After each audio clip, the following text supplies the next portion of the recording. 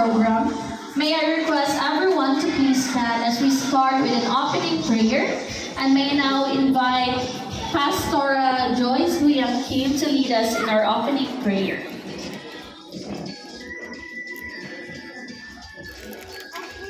We have to pray for the second part of our church named Jonas, also Kasal.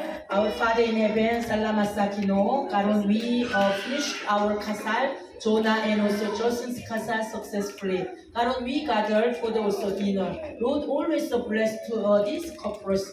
Wherever they go, whenever also they also spend they also the time together. Always our Kino with this couple. Always the blessing this couple. Always guide this couple's also life.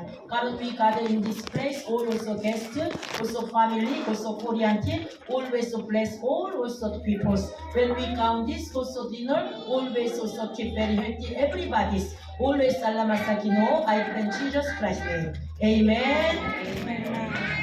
On behalf of the newlyweds, please sit down. So on behalf of the newlyweds, we warmly welcome everyone to this special occasion. Your presence today truly means so much to the couple and their families. We would like also to acknowledge our honored guests. Thank you, beloved parents, and also for the family members, friends, and most especially to our dear sponsors, whose love and support helped make this beautiful celebration possible. Thank you for being part of this memorable day. So for now, ladies and gentlemen, let us officially begin the celebration with energy and excitement. So please give a big round of applause as we welcome our team bridesmaid and also our groomsmen for with their lively and fun TikTok dance.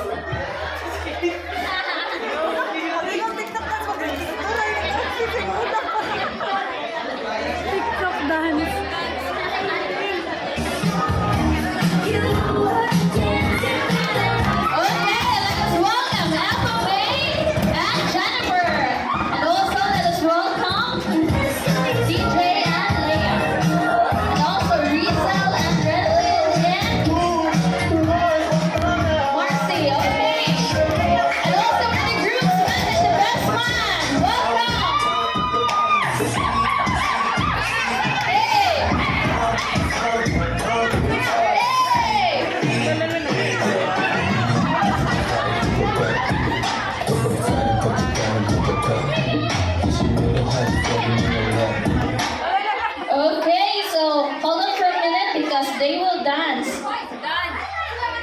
Yes. So impromptu. Yes. Okay. Any position, any dance movement, it's okay. Masayawon nato, no? Di ba? Isa may ganang masayaw sila. Oh, masayawon.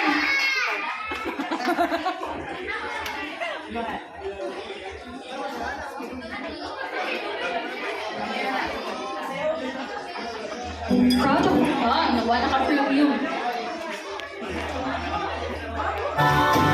Okay, Team Bride and Team True. Tawagan na.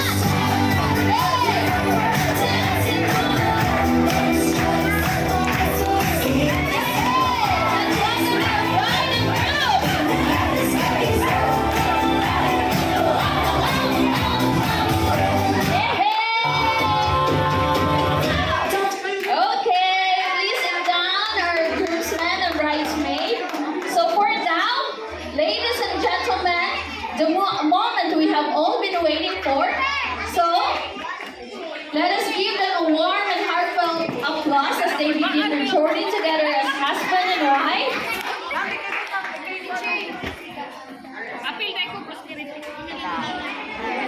So, at this moment, we invite everyone to witness a very special highlight of this